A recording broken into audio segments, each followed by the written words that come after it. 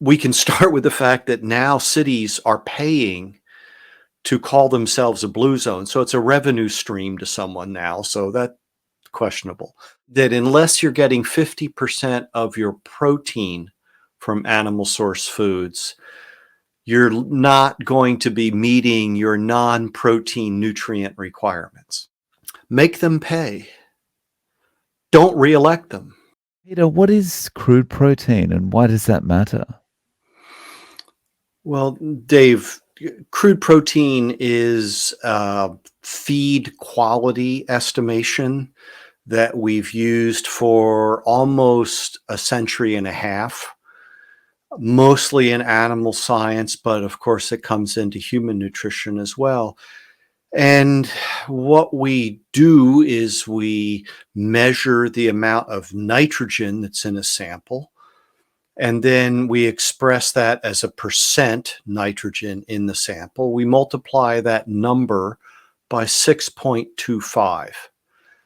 And that then is crude protein.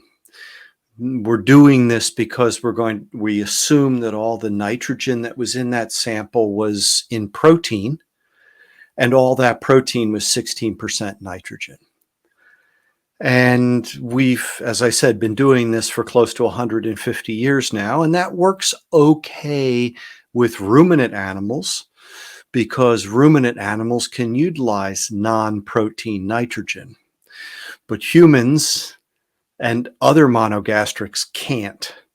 But we've got a century and a half of data, and it's in all our tables and it's on our food labels. So when you see on a label that it says protein, that's actually crude protein. It's not true protein.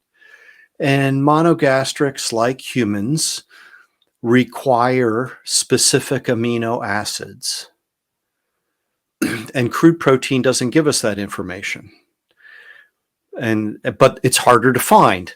And so we haven't gotten yet to the point where we're listing indispensable amino acids as individual nutrients, as was recommended back in 2011, but we haven't gotten there yet. Basically, the food labels are just guesswork, approximations. Well, let's use the word approximations. Certainly, when you have animal source foods, the difference between crude protein and true protein is much less than when we talk about plant source foods. So because of the way it's calculated, if we're talking about some green leafy vegetable that has a lot of nitrate in it, that nitrogen, the nitrogen that's present as nitrate, is going to be in the percent nitrogen that then gets multiplied by 6.25 to estimate. So now it's part of the crude protein, and we drop the crude and we just say protein. So it's going to overestimate the actual protein content of that food stuff.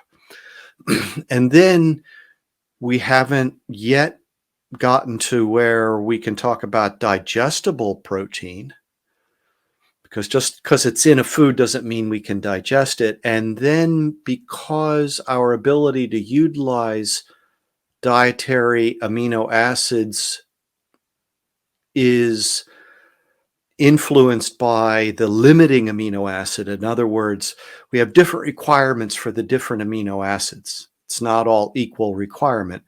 And whichever one is present in the lowest amount relative to its requirement, that's going to limit our ability to utilize all the other amino acids and protein. So you begin to see how complicated this actually is. And we've been using this metric of food quality. And in fact, people are spending a lot of time tracking macros, et cetera, et cetera. And this alone makes me very suspicious of that exercise.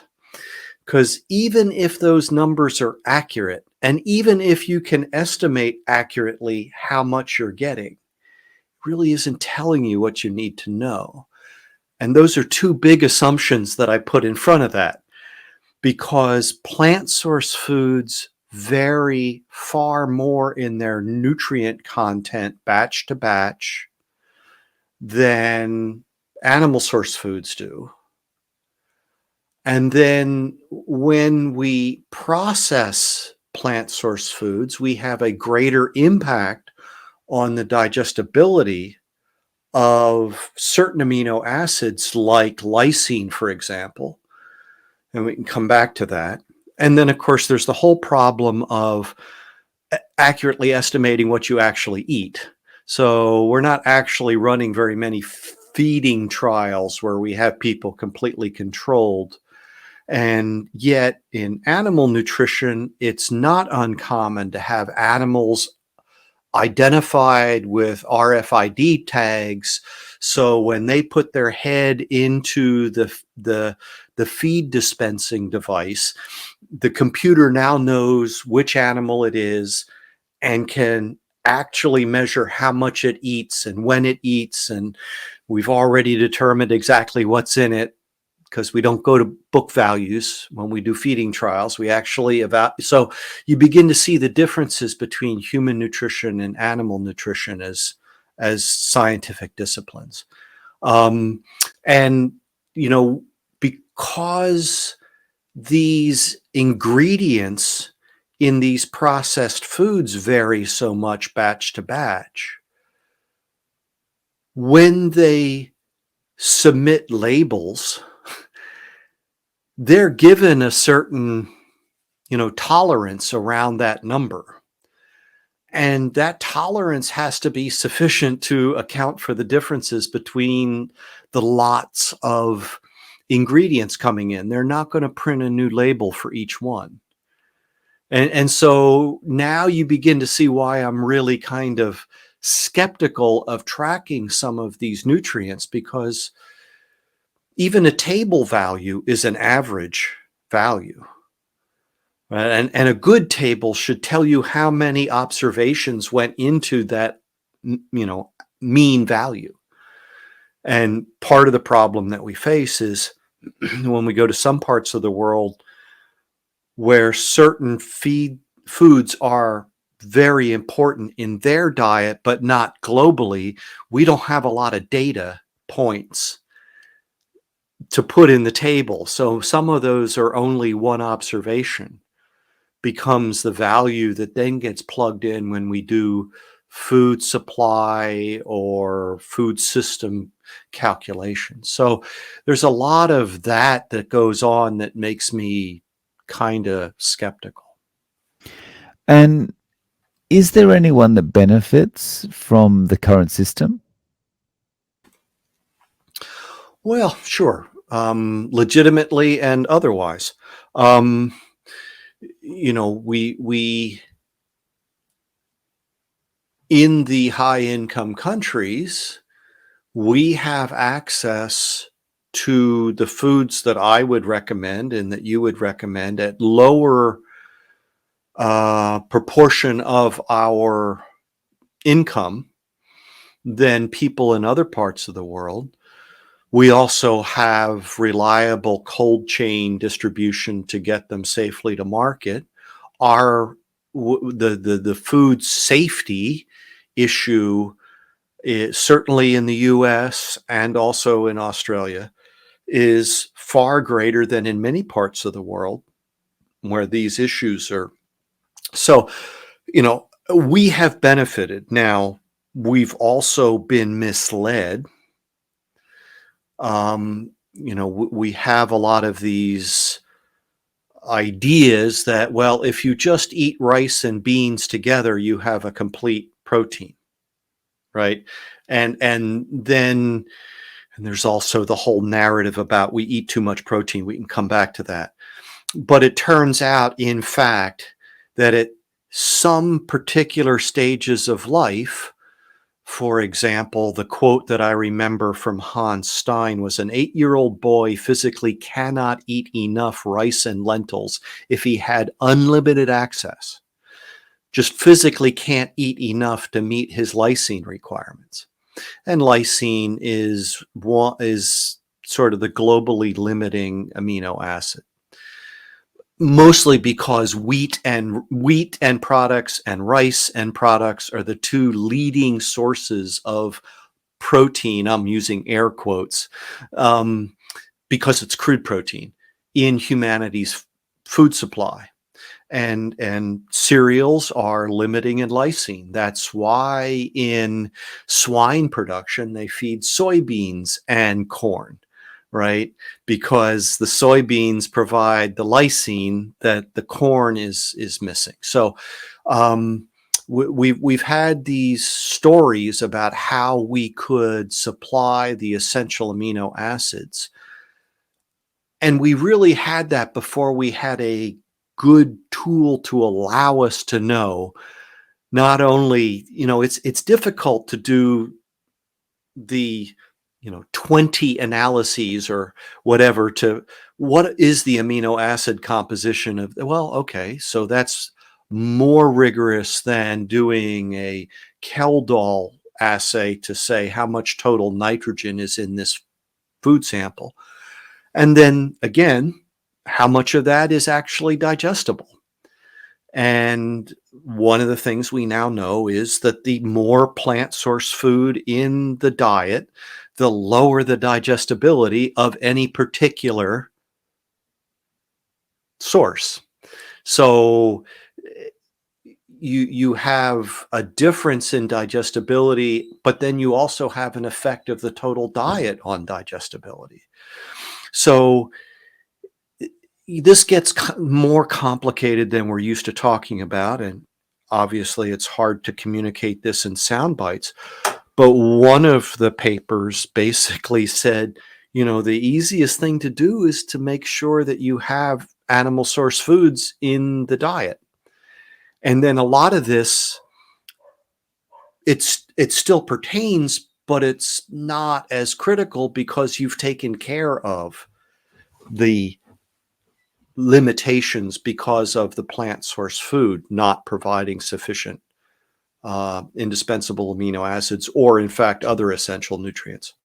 Just on that point, so where someone who may be plant-based is saying, oh, well, it's fine, I get all my protein from blah blah blah plant, or I get all my iron from blah blah blah plant. I mean, they're not getting all they need, right? It would seem unlikely. We have clear evidence of populations around the world that are on basically cereal-based rations. And there is abundant evidence of essential nutrient deficiencies. Iron that's not heme iron is not equivalent on a mass basis, right? So we have a fifth of women of childbearing age in the US and UK being anemic. Some of the data that I presented in Sydney, Cordain, so I riffed on the difference between animal source foods being a part of a balanced diet versus being the foundation of a balanced diet, right? I'm going to say that they're the foundation. And Cordain and colleagues surveyed the hunter-gatherer populations that they could still identify, and data had been collected on what the percent of calories in their diet was from animal source foods versus plant source foods. And the range was from 30 to 100%, basically. So 30% of calories coming from animal source foods to the entire diet being animal source foods. And the mean seemed to be about 70. And then there was a paper that from Nordhagen, I believe, that showed that when a population gets below 30% of calories from animal source foods, they see a number of micronutrient deficiencies rapidly increase in the population. So it's interesting that that 30% kind of lines up there. And then there was another paper by View and colleagues that I reported on that said, because we can focus on amino acids, but of course, animal source foods provide more than merely the essential amino acids. And what they reported was that when you that unless you're getting 50% of your protein from animal source foods, you're not going to be meeting your non-protein nutrient requirements. Now, all this assumes, and I would suggest rightly so, that you're not supplementing. Supplementing is a questionable option for wealthy countries. It's not at all appropriate for low and middle income countries where the majority of humanity still exists. So those point to why I think that as we get to these less and less natural diets for humans, in other words, more and more restricted. Oh, and by the way, the United States is not at 30% of calories from animal source foods. They're slightly below. And I showed some data showing that globally, no region of the world is above 30% of calories coming from animal source foods. So again, we have people saying, oh, plant-based or whatever. It's like, our diet's already plant-based, and maybe that's the problem that we're seeing. And I posit that our pandemic of metabolic illness is because we're not getting enough animal source foods in our diet. And there's a lot of reasons for that. But so I just,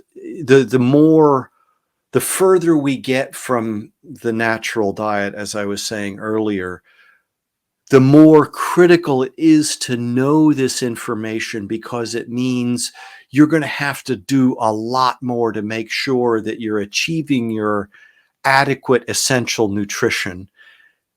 And then we're left with the question, well, is adequate sufficient, or would we like to strive for optimal? Critics would say, what about the blue zones? Well, what about them?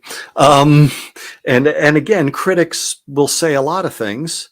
There are people attacking the DIAS, digestible indispensable amino acid score, which is how we can now know how much of an individual amino acid, indispensable amino acid, is actually digested, and compare that against what we see as requirements for 3 different age groups, right? So it's far more sophisticated. And the reason people attack it is because they must, in order to maintain their worldview. So it's not a scientific issue. It's belief system, it's narrative, it's worldview. Okay, blue zones. There's many other people have done critiques of blue zones. We can start with the fact that now cities are paying to call themselves a blue zone. So it's a revenue stream to someone now. So that's questionable. Number 2 is the quality of the evidence that goes into what are people actually eating in those areas. So in other words, people say that Okinawa is a blue zone. Well, and then they say it's because they don't eat animal source food or not much or whatever, when in fact people in Okinawa eat a great deal of pork. And then there's the complicating factor, like when was that work done? I think a lot of it was done within a decade or so of the catastrophe that was the Second World War, that had a massive impact on the population of people as well as pigs.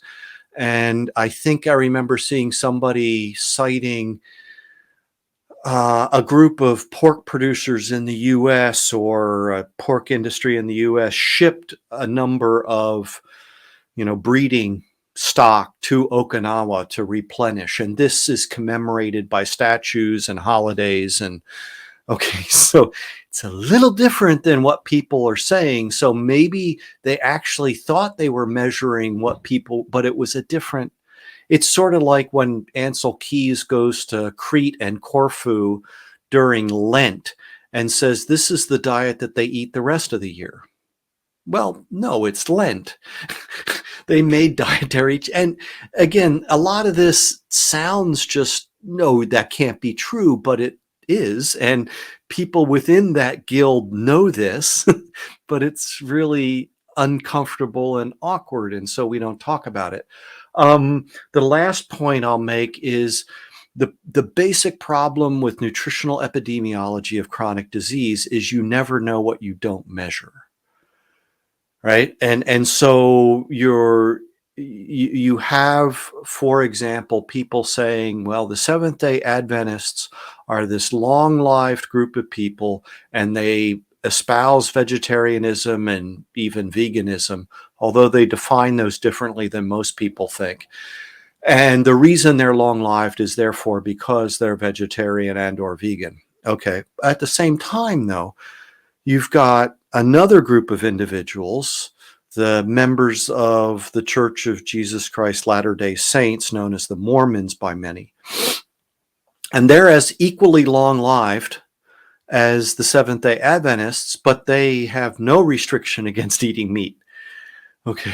But what they have in common is both groups don't, they're against smoking. They are against consumption of alcohol. They are each members of communities of faith, right?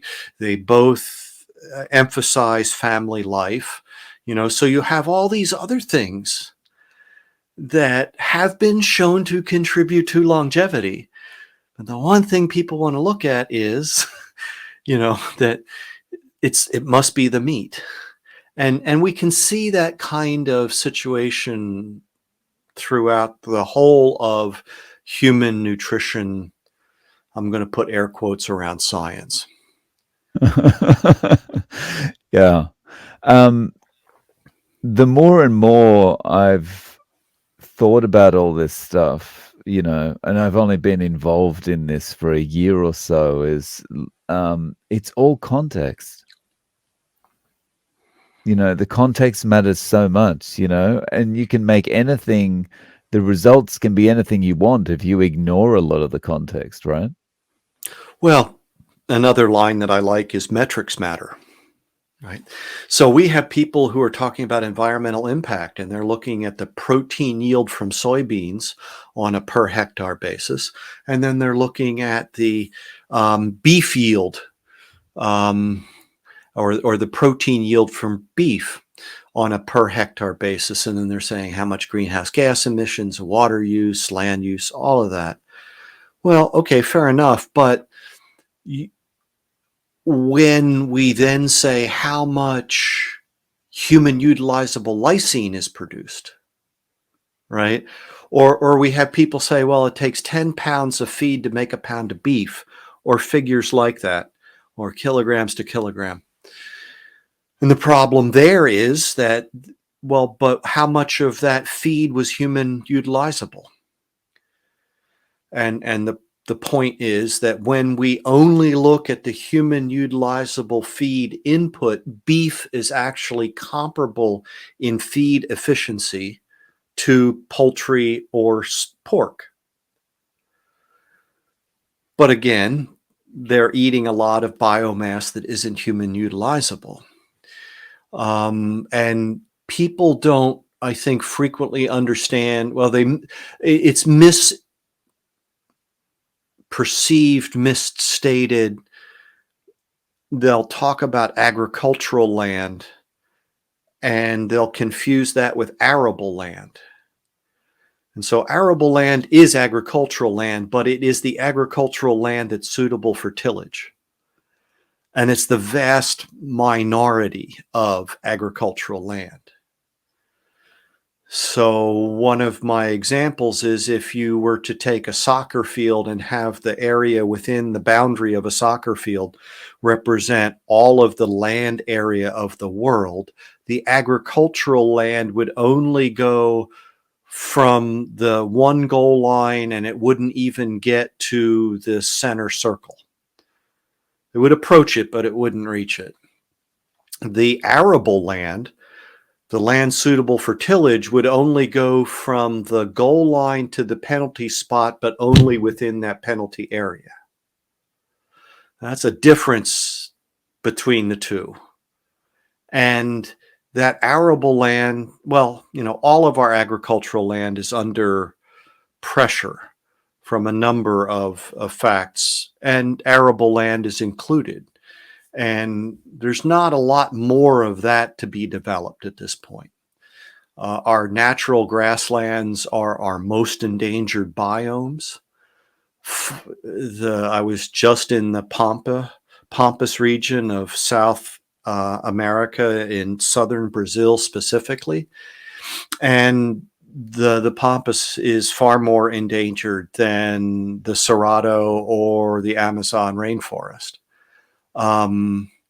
And part of that is because people can grow soybeans there.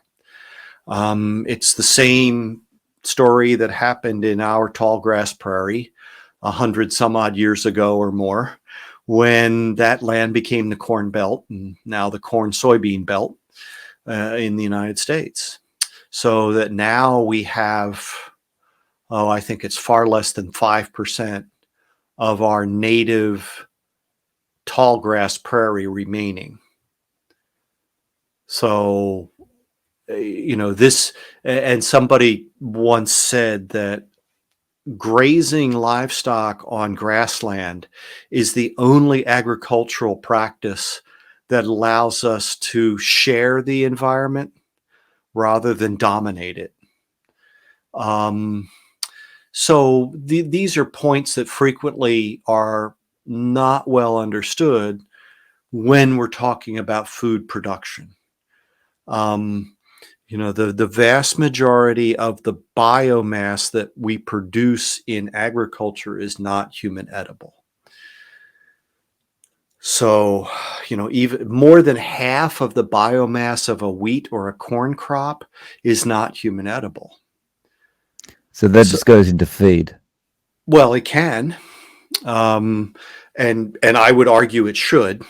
It's a resource, and it could be part of a circular economy. One of the main reasons I was in Brazil just 3 weeks ago, was to be part of an international conference on integrated cropping livestock systems.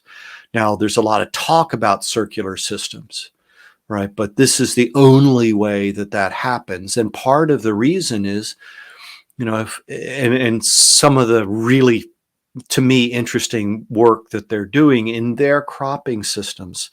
So let's just take one. You've got soybeans as the commodity crop. Then shortly before harvest or at harvest, they plant a winter annual pasture.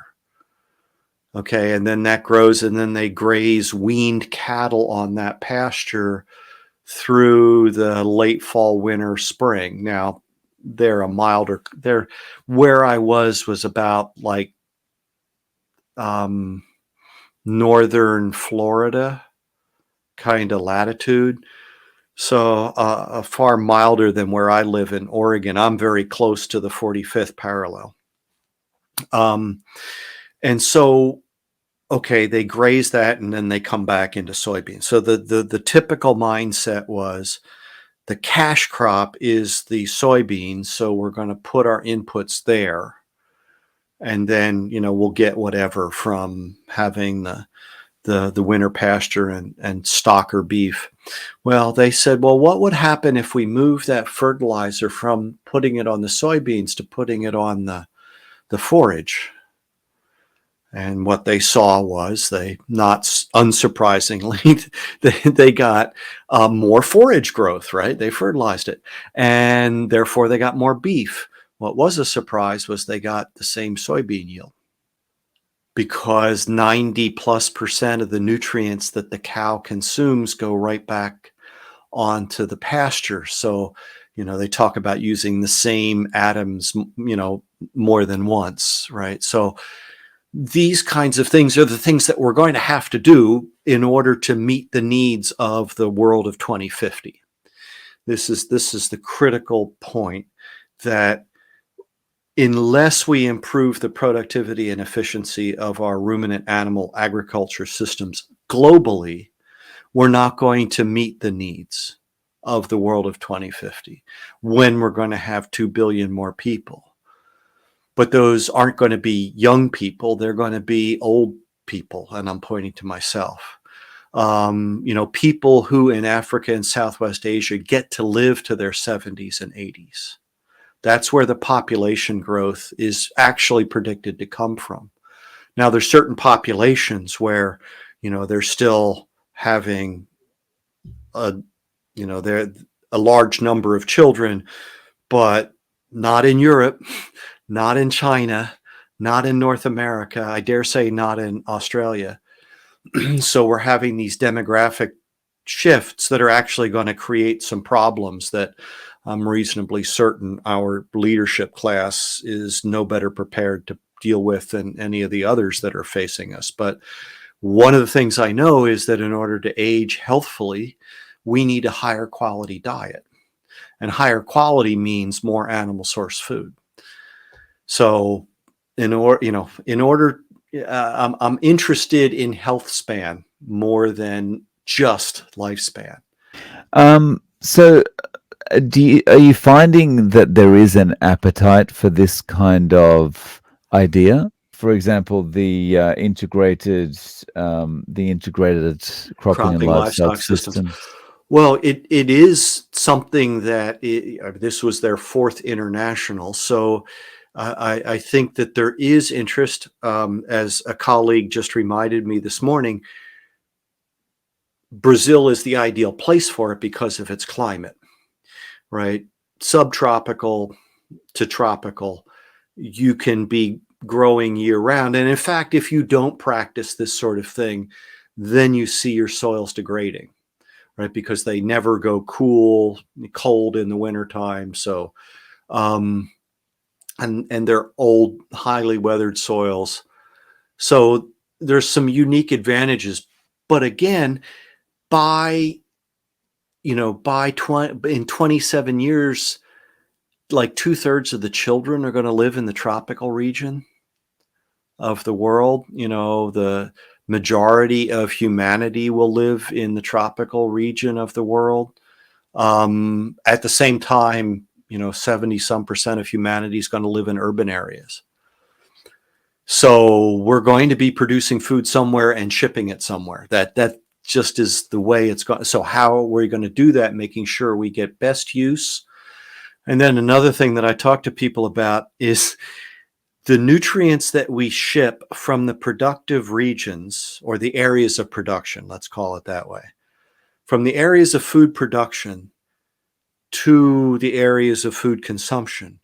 When we ship them in animal source foods, those nutrients are far more utilizable than they are when we ship them from plant source foods. So when we talk about seeds, nuts, and legumes, the phosphorus, for example, that's in those is primarily in phytate. And phytate is essentially unutilizable by monogastrics, like humans. Now, people in the poultry and swine industry have been looking at this and looking for solutions. But of course, we haven't been paying any attention to that. So then, okay, now this is an environmental burden because we have all this phosphate or phosphorus there, and where does it go? And you could look also at the micronutrients, because of course phytate is going to interfere with our absorption of zinc and other micronutrients that are essential for proper human development, health, and function. So there's a lot of these sort of aspects to this that haven't come into the conversation. So I think in the United States, a lot of what they've been looking at now for more than 20 years in this particular aspect, now people understand this as regenerative agriculture, right? Or before it was no-till, before it was conservation practice. And for a number of reasons in the US and other, high-income countries, the pressure has been against diversified farms and towards specialized farming. And there's a lot of reasons for that. And, they're valid for certain people. But again, there are no solutions. There's only trade-offs. And we're not typically very good at weighing those costs and benefits. And now my concern is anything that makes animal source foods more expensive. I'm going to question it really hard. Now I'm aware that there's a problem for the producers, so we have to work on that too. But part of this is we have to feed a population, and that population frequently has economic issues and challenges. And until we get a policy that says we will subsidize the consumption of this and we won't subsidize the consumption of that, well, okay, so, to a certain extent, then we have to be worried about how much does it cost? So affordability, access, and is it culturally appropriate, right? So we're not going to ship beef to India, right? India already has cows.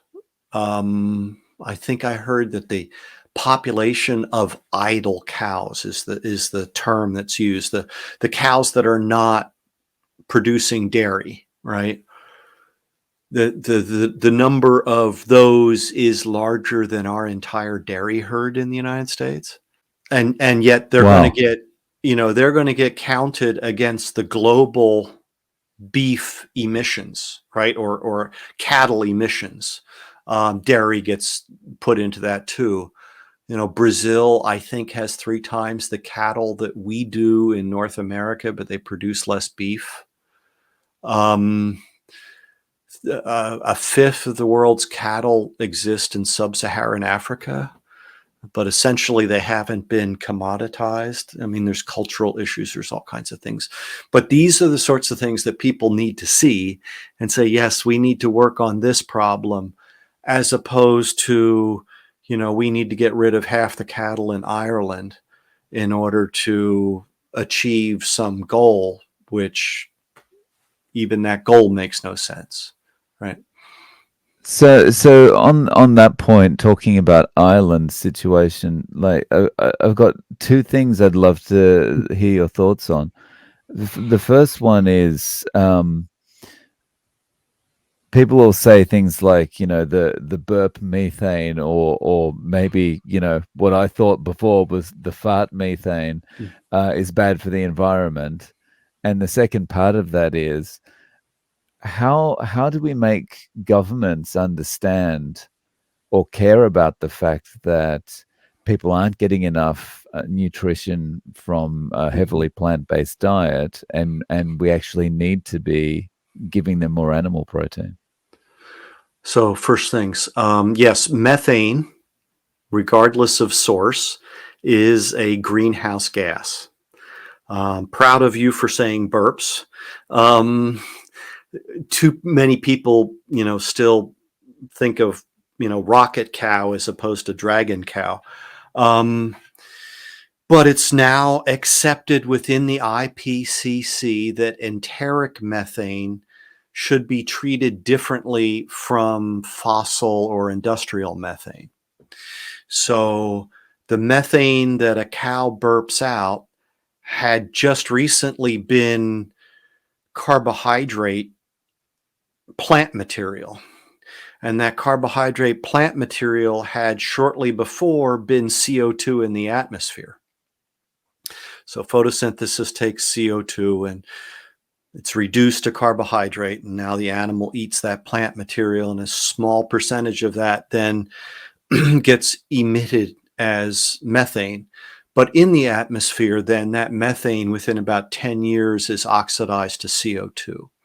So we have a cycling of CO2 in this ruminant system, as opposed to when we have industrial or emissions seeps from the ground or seeps from coal mines or leaky gas wells or pipes or landfills. Those sorts of things represent, and we're coming to understand just how large those are. We haven't had good tools to actually measure those. But that represents a different situation, because when that methane is oxidized to CO2, it's now more CO2 than was there in the atmosphere. So it's coming from a different source than the atmosphere. It's not a cycling. Now, one could say it's a cycling on geologic time scale. Okay, fair enough. But we shouldn't be evaluating those two equivalently. So in the last IPCC assessment, it said that because we had been evaluating those using a metric as if they were equivalent, we were overestimating the impact of enteric methane by a factor of 3 to 4 times, and underestimating the impact of the anthropogenic or whatever industrial methane by that same 3 to 4 times. So we've got that kind of shifting the conversation a little bit. On top of that, when people start talking about specific nutrients as opposed to pounds of dry matter or whatever, that shifts the conversation in favor of animal source foods. And so people, and another problem is people frequently use the wrong estimates of how much is coming from animal agriculture. So anytime somebody says it's more than transportation or it's more, no, it's not. One of the things you need to be careful of is applying global statistics to national or national to global. Obviously, if I had the same amount of methane being emitted by two different countries, but one country's economy is a quarter of the size of the other one, it's going to look different, right? It's going to look much bigger. So that's an issue. We've also had over time people not recognizing that we're already sequestering a certain amount of carbon due to things like forestry and agriculture. And currently in the US, the amount that's sequestered by forestry and agriculture, that's accounted for in the land use bucket and their sources and sinks budget that they submit every year, I guess. Already that's larger than the amount emitted by that same bucket. So it's the only segment of, and they'll look at industry, they'll look at energy, they'll look at transportation, they look at land use. I think residential is another one. And transportation is twice the size of the land use just to begin with, and then land use zeroes itself out. And it's really the only carbon sequestration technology that we currently have that can operate at that kind of scale. There are others sort of envisioned, but not yet deployed. So there's that. Now, you had asked a second point and I missed. Could you remind me? Yeah. So how do we make governments and leaders yes. understand that animal protein is important? Make them pay. Don't reelect them, right? I mean, currently Europe is undergoing some serious problems because of poor policy. Well, who put them into office, who let them stay there? I mean, ultimately, that's the only thing we can do. But meanwhile, we can also do what we can to publicize. We can push back. I'm part of some efforts. There's a I'm going to get the blogspot address for you, LEP. So if you go to ALEPH hyphen 2020.blogspot.com, that is animal source foods in ethical, sustainable, and healthy diets. It's a dynamic white paper. And there's about 24 or more people now that are contributing to this on a regular basis. You can go also find the Dublin Declaration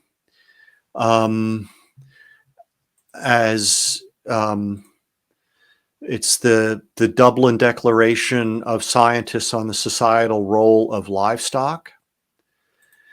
And there's now over 1,100 scientists who've signed. These are not industry people. These are people who are, as I say, scientists. What are we up to today? 1,173 signatures of scientists who, and read that document and prepare yourself for when your kid comes home from school with whatever material, or when the school board is saying, we need meatless Mondays and vegan Fridays. And we can push back and say, what percentage of our student population is getting a significant source of their nutrition from this program, and you're denying them the nutrients they need so that their brains will develop properly. How many people actually know that if they miss those stages of development, it's a lifetime insult? How many people understand just how this harms women? How many people understand that between a quarter and a fifth and a quarter of children under 5 globally are stunted, which is not merely height to age, it's also cognitive development. And this just gets so dark so quickly that I have to think that if we can do a better job of educating, we'll shame people into stopping the nonsense. Because it isn't science, it's nonsense at this point. So I think that, and part of this also is people within the industries I was trained to serve, they sort of kind of know that this really isn't right, but do they feel like they can talk about it? And so part of this is telling them how we got here. And tell, that being the dietary delusion, and introducing them to this other body of researchers who can, help them feel more comfortable in defending what they're doing, also maybe bring them into the conversations. That's the position that I'm in now. What do you know? You're just an agronomist. Well, fair enough. But I know the difference between crude protein and true protein. And did you? Okay, so let's, that's being a little flippant. One of the key issues here for us to understand is what 3/4 of the atmosphere is nitrogen gas, N2, triple bonded, really stable, happy being that way. Well, okay, we can't utilize that. Now, there are microbes that can take that, and biological fixation is a thing. But even then, that's not the nutrition that we need. Running it through a ruminant is the best way then to provide the nutrition that we need in a way that can enhance and protect the environment in which it's taking place. It represents new wealth generation. Livestock is a form of wealth. It is resilient to climate change in the sense that ultimately we can move them. We can't move the crop. If a crop is water stressed at a specific point in its development, frequently that's the end of its grain crop, right? We could still utilize that biomass for animal feed. If a forage crop is stressed, maybe we miss a cutting or two. But if it rains again and it grows, okay, so you get the idea that there's some values in terms of climate resiliency to forage-based agriculture that does not exist in these other forms. The quality of the food that's produced is higher. There's the whole aspect of, by practicing this appropriately, are we improving the ability of the soil to accept what precipitation does fall and hold it within the soil to then support plant growth? And so we have this kind of benefit. There's a number of, we have the, I say we have the best story, we're just not good at telling it. But everybody eats, right?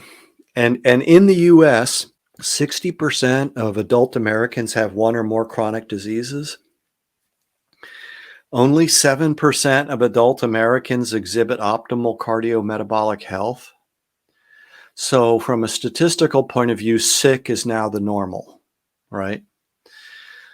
Well, okay, we have a very powerful message about metabolic health and lifestyle interventions and a diet that need not restrict animal source foods. I don't want to force dietary choices on anyone, but I'm reasonably certain that if it comes down to a choice between T-bone or tofu, I know which way my vote's getting cast, right?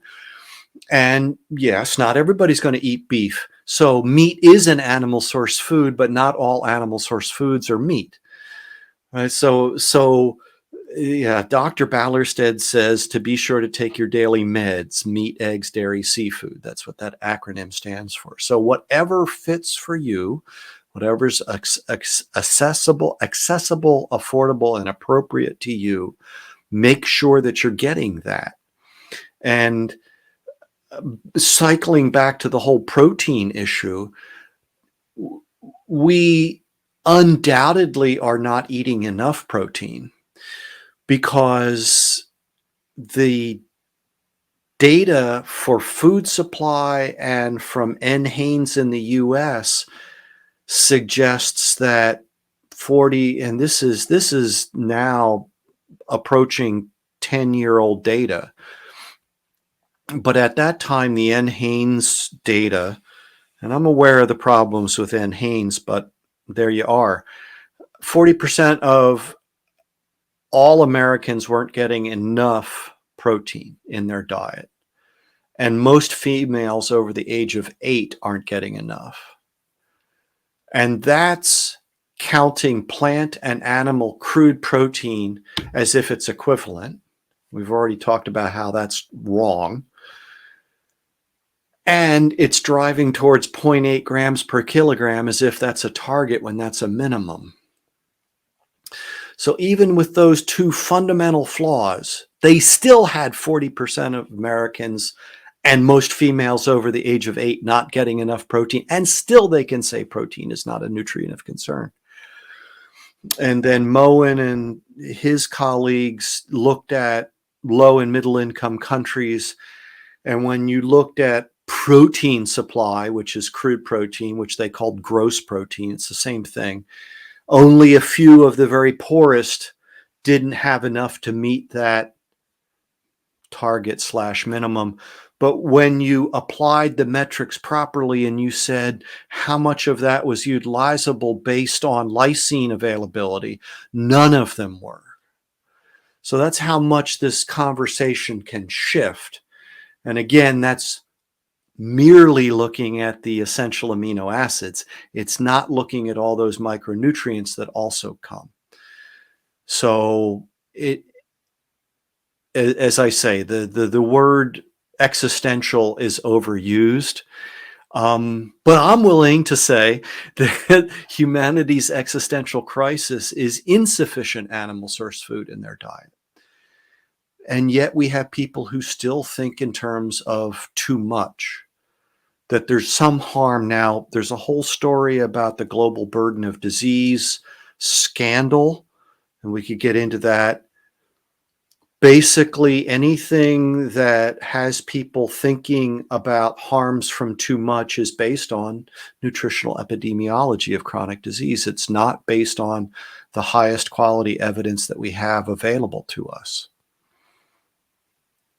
That I guess that's the issue, right? It's like it's just whatever suits someone's narrative. It's not the highest level of science that they care about. It's just, well, this thing agrees with me, so I'm going to run Well, with it. fair enough. And, there was just this, eating beef fights cancer thing, right? And that's a great clickbaity title. And yeah, of course I'm going to go. But what did the paper actually say? Well, it was a little different, right? So we all need to be on guard for that. I had a moment recently where I kind of pushed back against some people publicly because they were making some claims that I thought weren't warranted from my understanding of the data. And I don't think we can get ourselves out of the position we're in by using the very thing that got us there. Okay. But if somebody says, that they're interested in scientific evidence, okay, here is this high quality evidence. Now what? Oh, well, okay. So you're not really interested in the evidence. You're interested in finding some way to explain how you can maintain your position in the face of that evidence. So, okay, now we know if an honest man is shown to be in error, he either ceases to be in error or he ceases to be honest.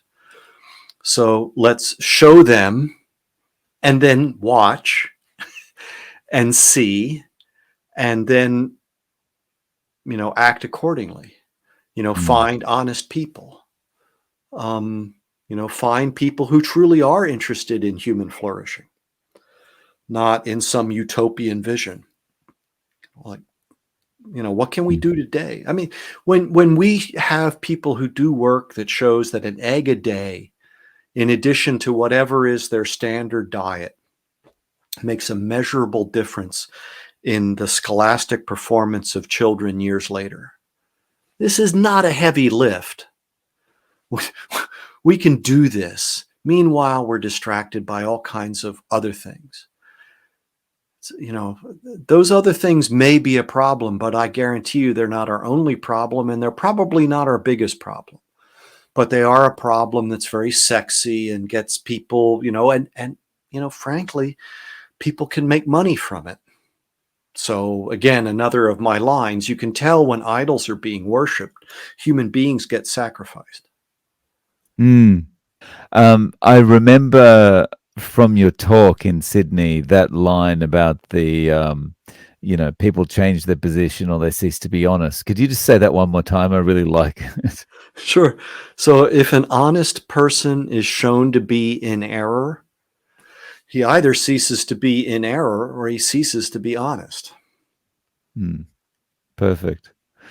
Um, so Peter, how can people reach out to you? How can people read more of your stuff, or do you have YouTube videos or anything? Yeah, I have. Well, one way people could read more of my stuff is if I wrote more of my stuff. And so that's on my list. But now that I'm retired, we'll see how well I do at that.